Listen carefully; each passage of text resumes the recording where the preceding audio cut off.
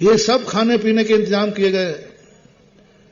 युग निर्माण मथुरा से एक चलते हैं, कोटेशन निकलते हैं वहां से, वो तो बहुत गजब का लिखते हैं, किसी मरे के यहां खाना मुर्दे को खाने के समान है। इसमें बहुत अनर्थ हो जाते हैं। अमीर आदमी को तो कोई फर्क नहीं पड़ता, गरीबों की हालत खराब हो जाती है। एक गरीब बच्चा था, गरीब व्यक्ति, उसके पिताजी मर गए। अब गांव वाले बैठे हैं, मौसर बोलते हो, मौसर कराओ। उसने कहा भाई हमारे पास तो कुछ है ही नहीं। एक छोटा सा उसके पास खेत था, वो बेच करके उसने मौसर किया। अब मौसर किया ही है और कुछ दिन बाद उसकी मां मर गई।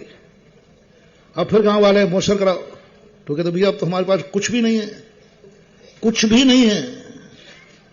लोगों ने कहा नहीं, मौसर तो कराना नहीं पड़ेगा, नहीं तो तेरी मां की आत्मा को शांति नहीं मिलेगी, भटकती फिरेगी, ये करती रहेगी।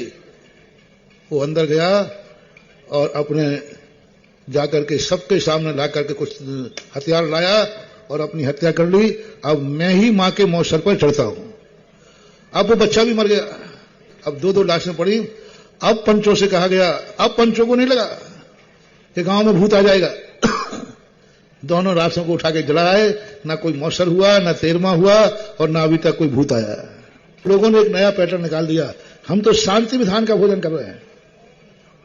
अरे वो शांति विधान तो आप मृत्यु के उस पर कर रहे हैं, मृत्यु भोज में और मृत्यु के समय 13वें दिन शांति विधान के भोज में कोई अंतर नहीं है। अब रिश्तेदारी में जाए तो सामान्य जो भोजन करते हो वो करो, एक पंगत का रूप मत करो। ऐसा हम तुम्हारे पैसे नहीं बचा रहे। वो 1,50,000 रुपया जो 13वें में खर्च कर रहे हो ना, उस 1,50,000 रुपया से किसी धर्म दान में दे दो, किसी गरीबों को दे दो, किसी गौशाला में दे दो, किसी अनाथालय में दे दो, किसी स्कूल के गरीब बच्चे को दे दो, तो जरूर तुम्हें और तुम्हारे पूर्वजों को बहुत दुआ लगेगी। हाँ, उसके उपलक्ष्य में दान देने की परंपरा जरूर है। पिताजी के मरने के बाद बेटा वसीयत को भोगता नहीं है, पहले उसमें से दान निकालता है।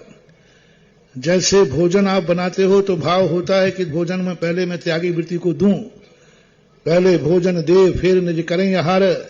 इसी प्रकार माँ बाप की संपत्ति मिलने पर आर्य पुत्र पहले निर्णय करते हैं कि माँ बाप वसीयत छोड़ गए हैं, इस वसीयत का इतना हिस्सा पहले मैं दान में दूंगा। ये भोजन का ही दान में तो तुम लगा लेते हो, संपत्ति में से मैं इतना दान दूंगा, उसके बाद मैं इस संपत्ति को उपयोग करूंगा।